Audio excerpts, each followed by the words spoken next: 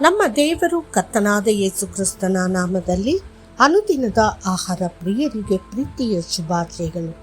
2025 September ತಿಂಗಳ 28ನೇ ತಾರೀಕಿನ ಭಾನುವಾರದ ದೇವರ ವಾಕ್ಯವು, ದೀರ್ಘಾಯುಷ್ಯ. ನಿನ್ನ ತಂದೆ ತಾಯಿಗಳನ್ನು ಸನ್ಮಾನಿಸು, ಇದು ವಾಗ್ದಾನದೊಂದಿಗೆ ಮೊದಲ ಆಜ್ಞೆಯಾಗಿದೆ. ನಿನಗೆ ಒಳ್ಳೆಯದಾಗಲಿ ಮತ್ತು ನೀನು ಭೂಮಿಯ ಮೇಲೆ ದೀರ್ಘಕಾಲ ಬದುಕಲಿ. ಎಫೆಸದವರಿಗೆ 6:2 ಮತ್ತು 3. ಸತ್ಯವೇದವು 10 ಆಜ್ಞೆಗಳನ್ನು ಒಳಗೊಂಡಿದೆ.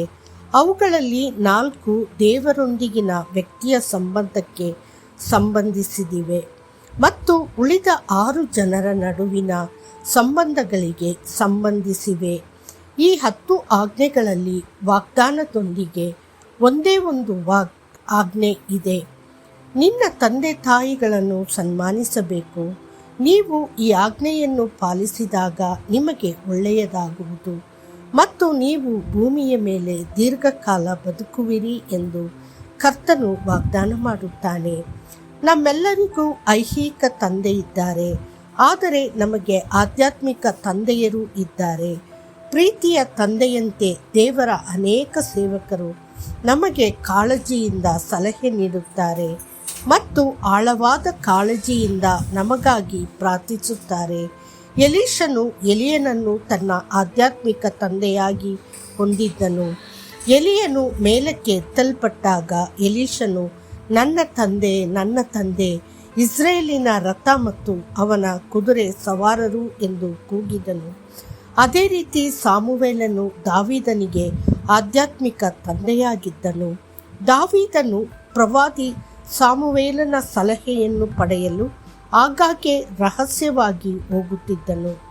ತಿಮೋಥೆಯನು ಅಪೊಸ್ತಲನಾದ ಪೌಲನನ್ನು ತನ್ನ ಆಧ್ಯಾತ್ಮಿಕ ತಂದೆಯಾಗಿ ಹೊಂದಿದ್ದನು.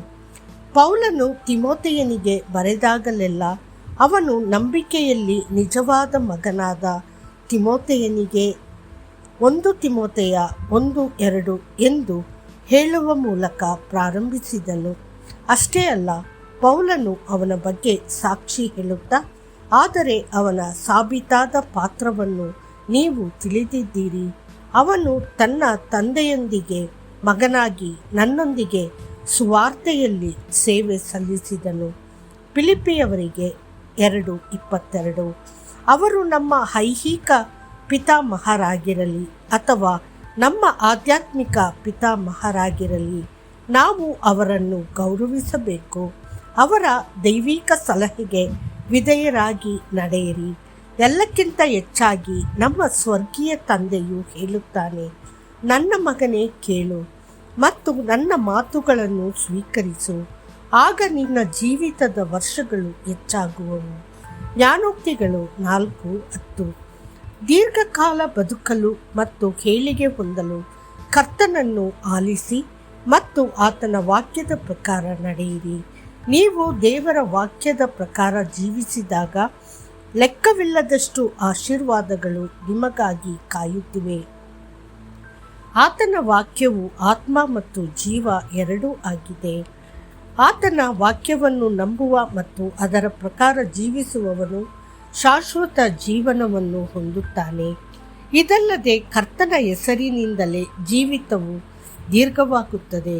ಸತ್ಯವೇದವು ಹೇಳುತ್ತದೆ, ಅವನು ನನ್ನ ಮೇಲೆ ಪ್ರೀತಿ ಇಟ್ಟಿರುವುದರಿಂದ ನಾನು ಅವನನ್ನು ಬಿಡಿಸುತ್ತೇನೆ. ಅವನು ನನ್ನ ಹೆಸರನ್ನು ತಿಳಿದಿರುವುದರಿಂದ ನಾನು ಅವನನ್ನು ಉನ್ನತ ಸ್ಥಾನದಲ್ಲಿಡುವೆನು. ದೀರ್ಘಾಯುಷ್ಯದಿಂದ ನಾನು ಅವನನ್ನು ತೃಪ್ತಿಪಡಿಸುತ್ತೇನೆ ಮತ್ತು ನನ್ನ ರಕ್ಷಣೆಯನ್ನು ಅವನಿಗೆ ತೋರಿಸುತ್ತೇನೆ. ಕೀರ್ತನೆಗಳು 91:14 ಮತ್ತು 16. ದೇವರ ಮಕ್ಕಳೇ, ಸತ್ಯವೇದದಲ್ಲಿ ತಿಳಿಸಲಾದ ತತ್ವಗಳನ್ನು ಅನುಸರಿಸಿ ಮತ್ತು ದೀರ್ಘ ಮತ್ತು ಫಲಪ್ರದ ಜೀವನವನ್ನು ಆನಂದಿಸಿರಿ. ಉತ್ತಮ ಆರೋಗ್ಯ, ದೈಹಿಕ ಶಕ್ತಿ ಮತ್ತು ನಿಮ್ಮ ಆತ್ಮದಲ್ಲಿ ಸಂತೋಷದೊಂದಿಗೆ. ಮತ್ತಷ್ಟು ಹೆಚ್ಚಿನ ಧ್ಯಾನಕ್ಕಾಗಿ ವಚನ, ನನ್ನಿಂದ ನಿನ್ನ ದಿನಗಳು ಹೆಚ್ಚಾಗುವವು, ನಿನಗೆ ಆಯುಷ್ಯದ ವರ್ಷಗಳು ಕೂಡಿಸಲ್ಪಡುವವು. ಜ್ಞಾನೋಕ್ತಿಗಳು 9:11. ಕರ್ತನು ನಿಮ್ಮನ್ನು ಆಶೀರ್ವದಿಸಲಿ. ಆಮೇನ್.